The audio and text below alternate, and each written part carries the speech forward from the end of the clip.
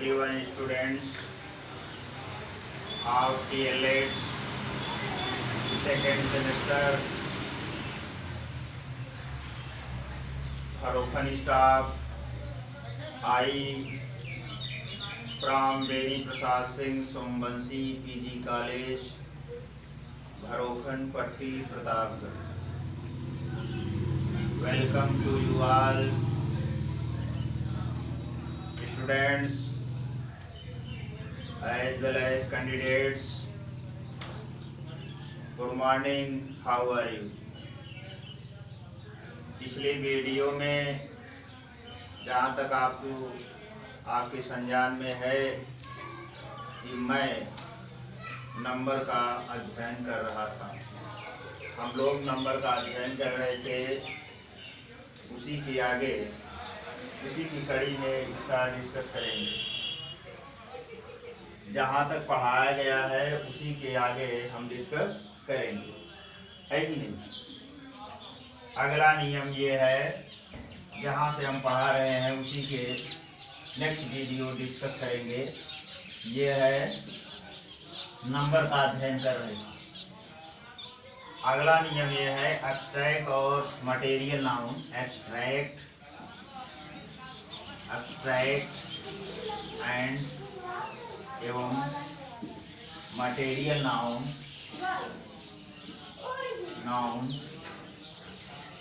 का बहुवचन नहीं होता है, प्लूरल फॉर्म नहीं होता है, रूप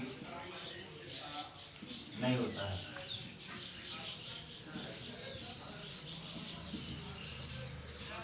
No plural forms of abstract noun as well as material noun।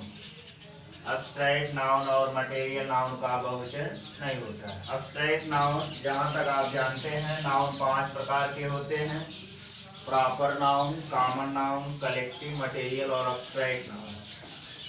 भाववाचक संज्ञा। तो ऐसा नाउन, abstract नाउन की परिभाषा ये है या उसकी रिकॉग्निशन ये है, ऐसी संज्ञा जिसे न मेरा हाथ या आपका हाथ न टच कर सके, न मेरी आँख देख सके, ऐसे नाउन को एब्स्ट्रैक्ट नाउन कहते हैं। जैसे देखिए प्रेम है, लव को न कोई छू सकता है न देख सकता है, आप महसूस कर सकते हैं, इसीलिए इसे एब्स्ट्रैक्ट नाउन की संज्ञा दी गई है न। तो इसका बहुवचन नहीं होता है। प्रेम का बहुवचन प्रेमो नहीं होता, प्रेम ही होता है। उसी तरह से आगे देखें, एंगर, क्रोध,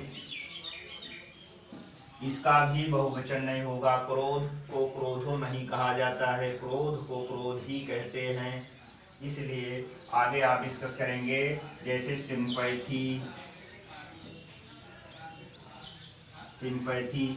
सहानुभूति, सहानुभूति का सहानुभूतियो नहीं होता है, सहानुभूति ही होती है, तो उसका बहुवचन नहीं होता है।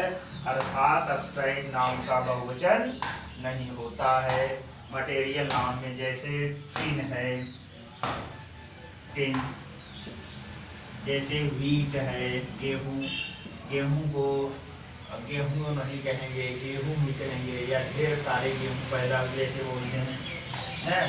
तो उसी तरह से आप ये समझ लीजिए कि इसका मटेरियल नाउन और एब्स्ट्रैक्ट नाउन का बहुवचन नहीं होता है।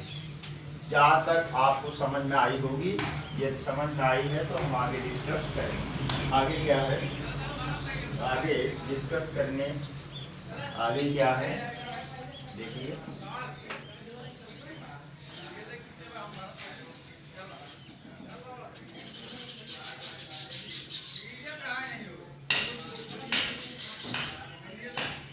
अगला नियम है नेक्स्ट रूल नंबर नेक्स्ट। अगला रूल ये है मित्रों, जैसे देखिए मान लीजिए ये वर्ड है, word, there are 2 forms of word in English grammar. अंग्रेजी ग्रामर में वर्ड के 2 सेंस होते हैं, अर्थात अंग्रेजी व्याकरण में वर्ड का प्रयोग दो सेंसेस में किया जाता है। जैसे ये कहे वर्ड, इसका प्रयोग जो है इसके दो अर्थ लगाए जाते हैं। वर्ड का अर्थ एक वचन से है, वचन या प्रतिज्ञा। वर्ड का अर्थ दो सेंस में लगाए जाते हैं, वचन या प्रतिज्ञा, और दूसरा सेंस शब्द के रूप में होता है। क्लियर? अर्थात वर्ड को दो रूप में देखते हैं, वचन ये वचन या नंबर एक वचन या प्रतिज्ञा, और दूसरा किस रूप में देखेंगे? शब्द के रूप में देखेंगे। तो जब वर्ड को वचन या प्रतिज्ञा के रूप में देखा जाएगा तो there is no plural forms of word, तब इसके बहुवचन नहीं होंगे, अर्थात इसका बहुवचन होगा ही नहीं, इसको एक ही वचन में लिखा जाएगा। जैसे मैं प्रतिज्ञा करता हूँ या प्रतिज्ञा करते हैं वह, या वह वचन देता है। जैसे I have kept a word, मैंने प्रतिज्ञा की। आई हैव केप्ट, जैसे I have kept a word, मैंने प्रतिज्ञा की। और जब इसे हम शब्द के रूप में देखेंगे तब वर्ड का प्लूरल फॉर्म होगा, तब हम इसे कैसे लिखेंगे? वर्ड्स लिखेंगे। समझ रहे हैं? तो वर्ड के दो रूप, वचन या प्रतिज्ञा, और वर्ड के अगले रूप वर्ड हुआ। तो इसका जो है जब ये शब्द के रूप में देखेंगे तब इसका बहुवचन फॉर्म बनेगा, प्लूरल फॉर्म होगा। लेकिन जब इसे हम प्रतिज्ञा के रूप में देखेंगे या आप अध्ययन करेंगे तो इसका बहुवचन रूप नहीं होगा। अर्थात जब वचन या प्रतिज्ञा के सेंस में देखेंगे तो इसका एक वचन ही होगा, सिंगुलर फॉर्म, और जब हम इसे वर्ड के रूप में देखेंगे तब इसका बहुवचन होगा। जैसे there are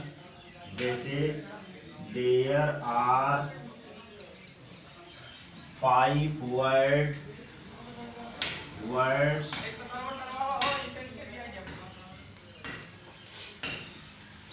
words of apple।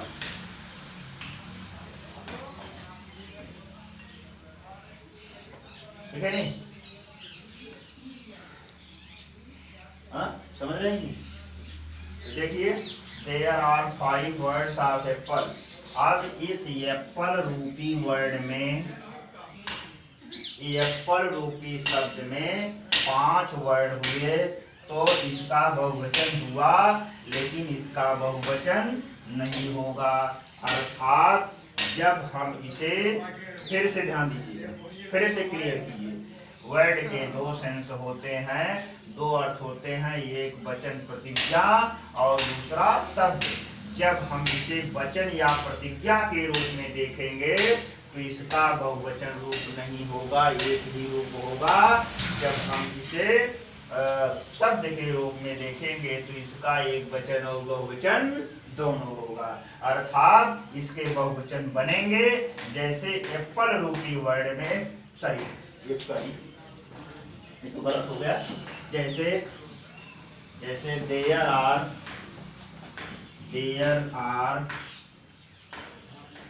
5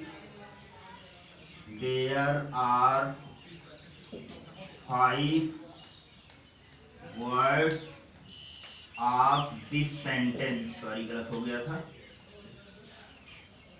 तो वो गलत हो गया था, सॉरी। तो there are 5 word of this sentence. Sentence में वर्ड होते हैं, उसको हम एप्पल गलत बोल दिए थे। आप जो है इस पर ध्यान दीजिएगा, मिस हो गया था, आई एम सॉरी, इसके लिए क्षमा। तो इस सेंटेंस में 5 वर्ड हैं।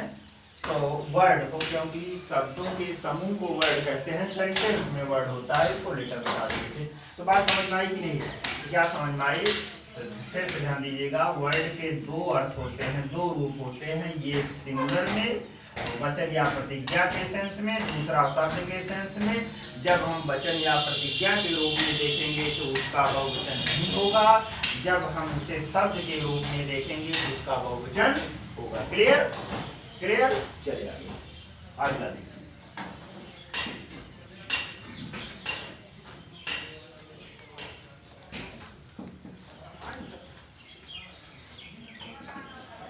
ध्यान से पढ़िएगा आप लोग। देखिए अगला ये है, जैसे फिश है, फिश है, इसका अर्थ होता है मछली, इसका अर्थ होता है मछली। अब इसके दो रूप होते हैं भैया, ये इसके दो रूप होते हैं, अर्थात फिश का प्लूरल फॉर्म दो होता है, फिश और फिशेज दोनों होता है, फिश और फिशेज। हालांकि इसका प्रयोग बहुत कम है। फिश मछली, फिश का अर्थ होता है मछली। मछली के प्लूरल, जब हम सिंगुलर से प्लूरल फॉर्म बनाएंगे, जब हम सिंगुलर से प्लूरल फॉर्म बनाएंगे तो मछली के दो रूप होते हैं, एक फिश होता है, दूसरा फिशेज होता है। फिश ये कब प्रयोग किया जाता है, ये कब प्रयोग किया जाता है, ये समझना मायने रखता है। देखिए जब हम मछली को, फिश को खाद्य के रूप में देखें, या उसे हम जो है किसी भोजन के रूप में देखें, तो वहां जो है फिश का बहुवचन फिश ही होता है। फिशेस कब होगा, जब हम मछली की वैरायटी को हम जो है काउंट करेंगे, उसकी जाति प्रजाति के बारे में अध्ययन करेंगे, तो फिश का बहुवचन फिशेस होगा। जैसे there are 5 fishes in pond, तालाब में 5 प्रकार की मछलियां हैं, तो यहाँ फिश का बहुवचन फिशेस होगा, फिश का प्लूरल फॉर्म फिश होगा। जैसे वैरायटी का मतलब होता है, जैसे मछली के रूप या मछली की जातियां, वैरायटी, मछली के वैरायटी, जैसे चंगना हुई, सार्क हुई, सौरी हुई, आदि आदि किसी बोलते हैं लोग, हमको इसके बारे में विशेष जानकारी नहीं है कितनी प्रकार की मछलियाँ होती है। लेकिन जब हम वैरायटी के रूप में देखें तो फिश का बहुवचन फिशेज होगा, जब हम मछली को एक सिरे के रूप में देखें तो इसका बहुवचन फिश ही होता है। तो फिश के दो रूप, फिश और फिशेज। क्लियर? क्लियर? यदि क्लियर है तो हम आगे बढ़ें। आगे देखिए, इसी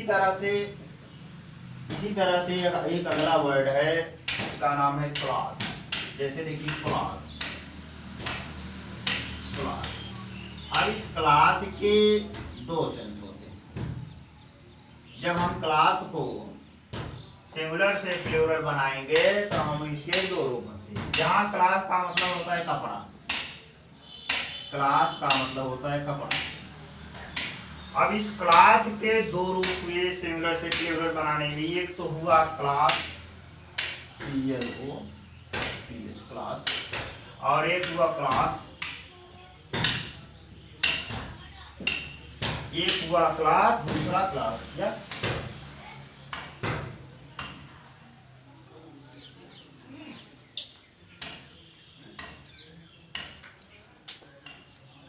देखिए, यह है कपड़े के भिन्न भिन्न जातियां या कपड़े के टुकड़े, कपड़े के टुकड़े या बिना सिले हुए कपड़े, बिना सिले हुए कपड़े, ये होगा। और इसका सेंस होगा गारमेंट्स, पोशाक, पोशाक। अब ध्यान दीजिएगा, देखिए ध्यान से गौर से देखिए। क्लॉथ मीन्स होता है कपड़ा, और इसका सिंगुलर से प्लूरल रूप जब हम बनाएंगे तो दो सेंस होंगे, दो प्रकार के इसके बहुवचन बनेंगे, एक होगा क्लास, दूसरा क्लास होगा। अर्थात क्लास का प्लूरल फॉर्म क्लास और क्लास दोनों। तो जब CLOTH माने लास्ट में यस जोड़ेंगे तब उसका मतलब हुआ कपड़े के टुकड़े या बिना सिले हुए कपड़े। और जब हम इसको इसके लास्ट में ES जोड़ेंगे तब उसका ये अभिप्राय होगा कि गारमेंट्स या पोशाक, जैसे ये इसमें सिले हुए कपड़े हुए और इसमें बिने सिले हुए कपड़े। बात समझ में आई? अर्थात जब क्लास का प्लूरल फॉर्म क्लास होगा तब उसका होगा पीसेज ऑफ क्लास, माने कपड़े के टुकड़े हुए और वो सिले बिना सिले हुए। जैसे आप जो है टेलर के यहाँ जाते हैं तो वहाँ जो कटनाउर बोला जाता है, कटा पीटा होता है, वो भी क्लास की श्रेणी में आता है। या थान से जो कपड़े काटे जाते हैं वो कई टुकड़े में यदि विभाजित किए जाएं तो ये भी क्लास होगा। तो क्लास के सिंगुलर, ये सिंगुलर फॉर्म है और इसको हम प्लूरल में जब परिवर्तित करेंगे तो क्लास और क्लास दोनों होंगे। यदि हम यस इसके लास्ट में यस बढ़ाएंगे तो हुआ कपड़े के टुकड़े अर्थात बिने सिले हुए कपड़े, और यदि हम इसको इसके लास्ट में ES जोड़ते हैं तो इसका अभिप्राय होगा, सेंस होगा गारमेंट्स अर्थात सिले हुए कपड़े। तो इस तरह से क्लास के प्लूरल फॉर्म दो बने, एक क्लास दूसरा क्लास, और इसका अर्थ हुआ बिना सिले हुए कपड़े और इसका सेंस हुए सिले हुए कपड़े। क्लियर? तो बात समझ में आई कि नहीं? टाइम हो गया? तो इस तरह से मैं इतनी ही बड़ी वीडियो बनाई जा सकती है और इससे बड़ी लंबी नहीं हो सकती, नहीं तो हम पढ़ाते, लेकिन इसी पर जो है हम अपनी वाणी को विराम देते हैं। आप लोग शेयर कीजिए। थैंक यू, धन्यवाद, आपको शुक्रिया।